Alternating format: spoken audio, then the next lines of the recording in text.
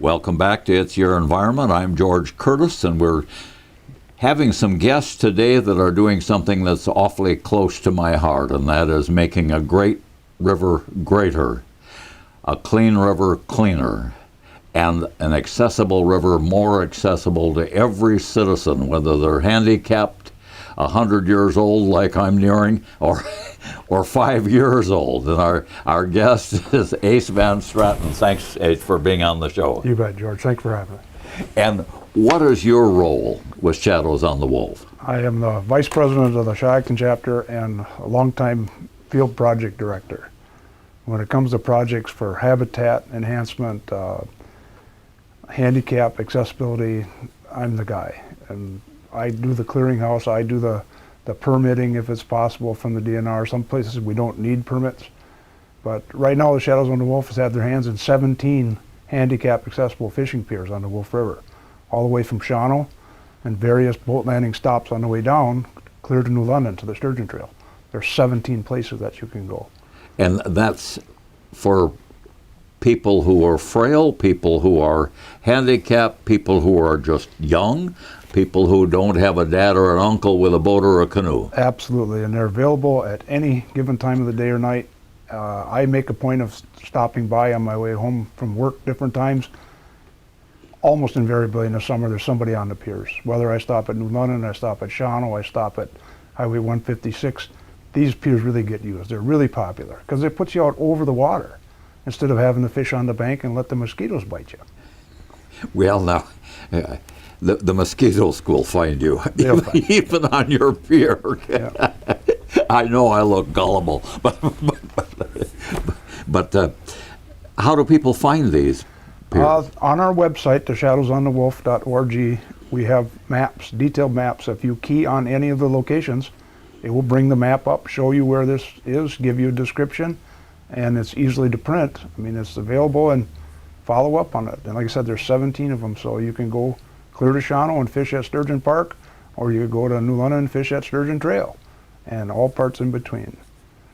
The Sturgeon Trail is really a unique spot too. That was just 2 years ago redone, a project that involved the Shadows on the Wolf, Sturgeon for Tomorrow, Wisconsin DNR, 1,450 feet of riverbank we completely reconstructed. The rock was very small, 4 to 6 inch rock. Fish like bigger rock, the sturgeon do, to someplace for their eggs to hide. So we completely redid the slope of the bank, added more to the bottom to redo the slope, and put in new rock to the tune of like 2,000 ton of rock and 1,450 feet of riverbank. Now, I know enough about construction to have quit it when I was 17 with no inclination to go back, but I know it involves money and it involves muscle. Yep. That was the habitat crew from the Wisconsin DNR did the work. But we had partners. Lunda Construction gave us just an unbelievable value renting Jersey block. We literally shut down County X for 8 days when we did this project. Shut the road right down there in the daytime. Moved the barrier block after the guardrail had been removed. Dumped the trucks in, put the rock in place, set the Jersey block back for overnight. When we got done with the rock, we put the guardrail back in place. Trucking trucked all the Jersey blocks that Lunda donated to us for the project. I mean, it was a group effort to get 1,450 feet of prime sturgeon habitat back working the way it ought to. I would certainly think so. Now, this also requires money. Where does that come from? It was a group effort. Shadows on the Wolf stuck their toe in the door. We originally were going to spearhead this project, and it got bigger than we thought. The DNR decided to redo the bank slope. So they took the project over as the prime. Straten chapter became a donator. Sturgeon for Tomorrow donated. Wisconsin DNR had money they donated. We come up with the money. And it was on the order of $80,000 to do that project. How does the Straten chapter raise its money? We have one annual banquet fundraiser, which we just had. It's always the first Saturday in March.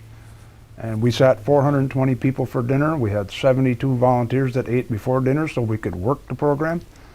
The fundraiser is just phenomenal to see people open their pockets because, as Kevin alluded to, all the money that we raise stays in our area.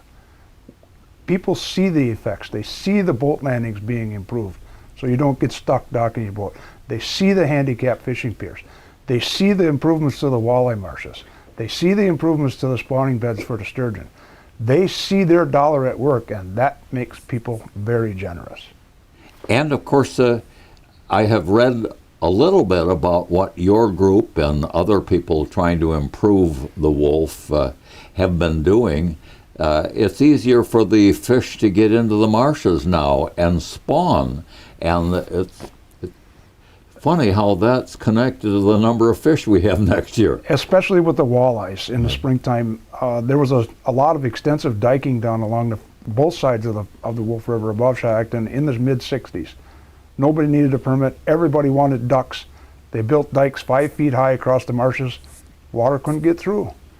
We did an improvement on one marsh 8 miles north of town.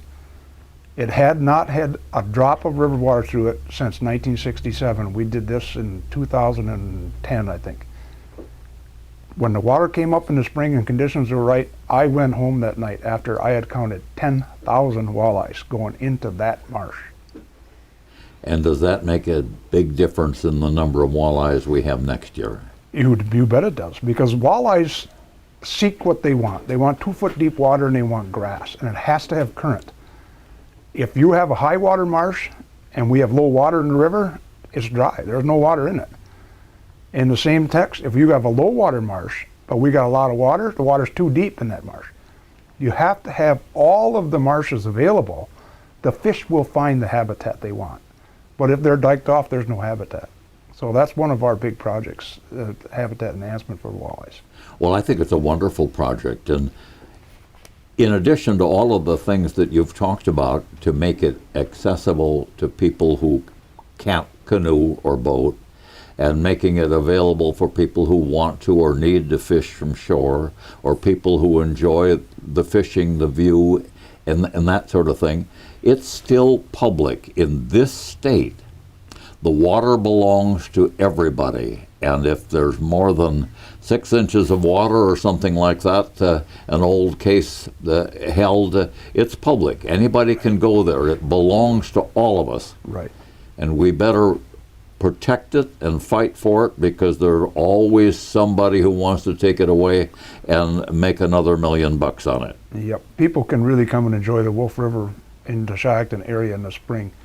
The floodplain is very wide and it's flooded timber for the most part, and kayaking is becoming more and more popular, and a lot of people are doing it.